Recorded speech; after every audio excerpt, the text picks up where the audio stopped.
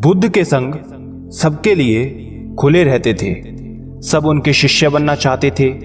कुछ लोगों को बुद्ध सीधे अपने संघ में शामिल कर लेते थे, तो कुछ को कहते थे तुम एक दिन रात के लिए शमशान में जाकर रहो। इसी प्रकार एक व्यक्ति बुद्ध के पास आया और कहा, मुझे अपना शिष्य बनाए। बुद्ध ने उस व्यक्ति से कहा, तुम्हें मेरा शिष्य बनने के लिए एक दिन पूरा शमशान में बिताना होगा और तुम वहां जो भी सीखोगे मुझे आकर बताना होगा। उसके बाद ही तुम संघ में शामिल हो पाओगे। वो व्यक्ति ये सुन घबरा गया। उसने बुद्ध से कहा, दिन में तो ठीक है, लेकिन रात में शमशान में रहना खतरनाक है। बुद्ध ने कहा, कैसा खतरा? व्यक्ति ने कहा, वहां भूत प्रेत होंगे, वो मुझे पकड़ लेंगे। बुद्ध ने कहा, क्या तुमने भूत प्रेत देखे हैं? व्यक्ति ने कहा, नहीं, पर मैंने सुना बहुत है और कुछ लोगों को देखा है जिनमें भूत आ जाते हैं। वो अजीब अजीब हरकत करते हैं। तब बुद्ध ने कहा, तो तुम्हारे पास ये सुनहरा अवसर है ये जानने का कि भूत प्रेत होते हैं या नहीं। तुम वहां एक दिन और एक रात गुजारो और फिर विश्लेषण करके बताना कि भूत प्रेत होते हैं या नहीं।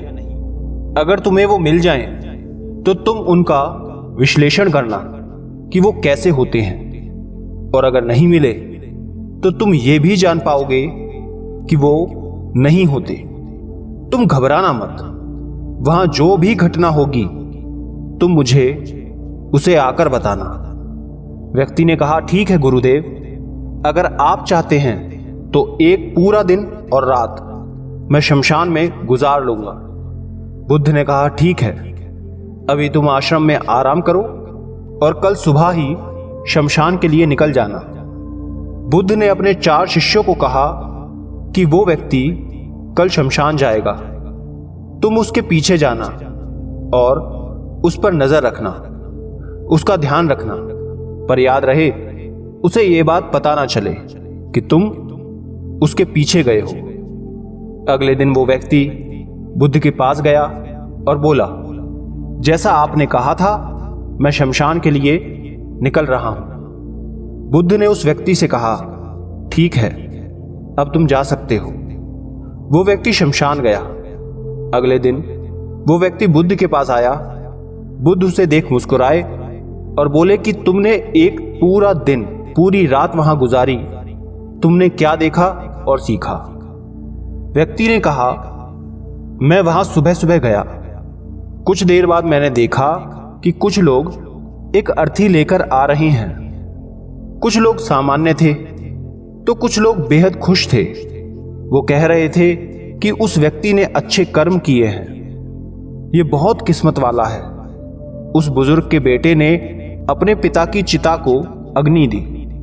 वो कुछ देर वहां खड़ा रहा।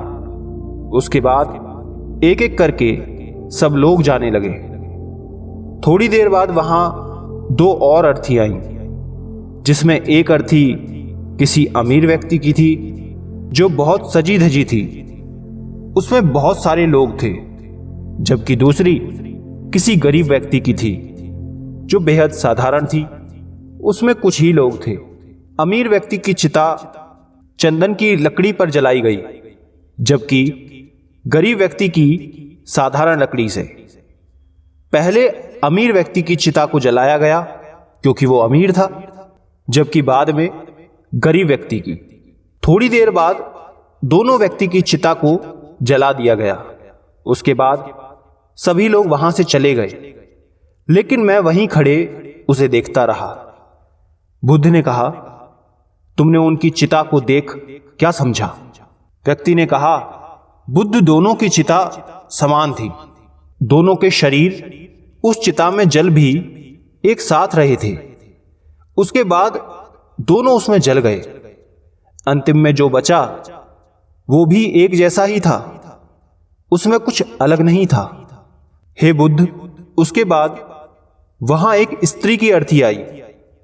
उस स्त्री का पति बहुत दुखी था और वहां आए सभी लोग भी काफी दुखी थे। वो सभी उसके पति को सांत्वना दे रहे थे। हे बुद्ध, उसमें मैंने देखा कि बहुत लोग काफी ज्ञानी थे। वो ज्ञान की बातें कर रहे थे। वो सब महाज्ञानी कह रहे थे कि यहां तो एक दिन सबको आना ही है। जीवन हमें ज्ञानता और परोपकार से जीना चाहिए। किसी को कभी भी कष्ट नहीं देना चाहिए। धन के पीछे हमेशा भागकर कुछ नहीं होता। अंतिम में हम सबको एक दिन शमशान में जाना ही होता है। उसके बाद वहां कोई नहीं आया और मैं पूरी रात वहीं पर रहा और अगली सुबह आपके पास आ गया। बुद्ध ने पूछा, तुम्हें वहां कोई भूत प्रेत दिखा? व्यक्ति ने कहा, नहीं, मुझे वहां कोई भूत प्रेत नहीं दिखा। पूरी रात मैं अपने आप से डरता रहा, पत्तों से डरता रहा, जानवरों की आवाजों से डरता रहा, लेकिन पूरी रात में मुझे कोई भी भूत प्रेत नजर नहीं आए। बुद्ध ने उस व्यक्ति से कहा, ठीक है, अब तुम जाओ और आश्रम में आराम करो। कल फिर एक दिन और पूरी रात तुम्हें शमशान में बिताना होगा। वो व्यक्ति ये सुन बोला, आप कैसी बातें कर रहे हैं? आपके कहने पर आज मैं पूरा दिन पूरी रात वहां पर रुका। वो समय मैंने कैसे काटा है मैं ही जानता हूं। अब मैं दोबारा वहां नहीं जाऊंगा। बुद्ध ने कहा, देखो, जो खास चीज तुम्हें वहां जाकर मिलनी है वो तुम्हें अभी तक नहीं मिली है। तुम एक दिन और वहां रुको, एक रात और वहां रुको, तुम्हें वो अवश्य मिल जाएगी। व्यक्ति कहता है, ठीक है, मैं आपके कहने से एक बार और चला जाता हूं। ये कहकर वो व्यक्ति आश्रम में आराम करने लगा। अगले दिन वो व्यक्ति फिर बुद्ध का आशीर्वाद लेकर वहां से शमशान के लिए चला गया। एक पूरा दिन बिताकर वो अगले दिन फिर बुद्ध के पास आया। बुद्ध ने पूछा, तो तुम्हें वो चीज मिली? व्यक्ति ने कहा, हां, मुझे वो मिल गई। बुद्ध ने पूछा, तो बताओ तुम्हें वहां क्या मिला? व्यक्ति ने कहा, मैंने देखा कि कुछ लोग शाम को मुझे अर्थी पर लेकर आ रहे हैं। मेरे पीछे कुछ 15-20 लोग चल रहे हैं और मुझे 4 कंधों पर उठा रखा है। मेरे पिता आगे आगे चल रहे हैं। कुछ लोग मेरे ऊपर फूल फेंक रहे हैं और मेरे कुछ रिश्तेदार मेरे पीछे चल रहे हैं। वो लोग बहुत दुखी हैं। मेरे पिता और भाई भी बहुत दुखी हैं। कुछ उन्हीं में से दुखी होने का नाटक कर रहे हैं, तो कुछ लोग मेरे पिता को सांत्वना दे रहे हैं। वहीं दूर खड़ा मेरा भाई बेहद दुखी है। कुछ लोग उसे सांत्वना देकर बोल रहे हैं कि तुम ही अब सबके इकलौते वारिस हो। तो कुछ लोग कह रहे हैं, यह गलत हुआ। वो लड़का तो अभी जवान था, अभी तो उसने कुछ देखा भी नहीं था और उसके साथ ऐसी घटना हो गई। तभी मुझे अर्थी पर लिटा दिया गया और सारा क्रियाक्रम किया जाने लगा। मैं ये सब अर्थी पर लेटे देख रहा था। मैंने उस अर्थी से उठना चाहा, लेकिन मैं उठ नहीं सका। मैं सांस लेना चाहता था, लेकिन सांस नहीं ले पा रहा था, क्योंकि मेरे अंदर सांस नहीं थी। मैं अपने पिता को गले लगाना चाहता था, लेकिन मैं उठ नहीं सकता था। मैं अपने भाई को गले लगाना चाहता था, उसे कहना चाहता था कि तुम माता पिता का ध्यान रखना, लेकिन मैं बस लेटा देख रहा था, कुछ कर नहीं सकता था। उसके बाद मेरी चिता पर लकड़ियां सजाई जा रही थी। मेरा मुंह भी ढक दिया गया। मुझे अब उस चादर के पार कुछ नहीं दिखाई दे रहा। फिर उसके बाद मुझे गर्मी महसूस होने लगी। फिर मैंने देखा कि मुझे जलाया जा रहा है।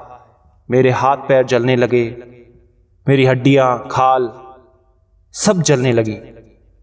धीरे धीरे अग्नि और ज्यादा बढ़ गई थी।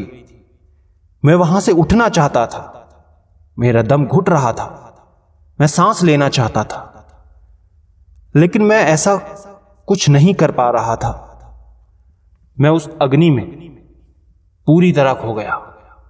मैं पूरी रात खुद को ऐसे ही जलता देखता रहा।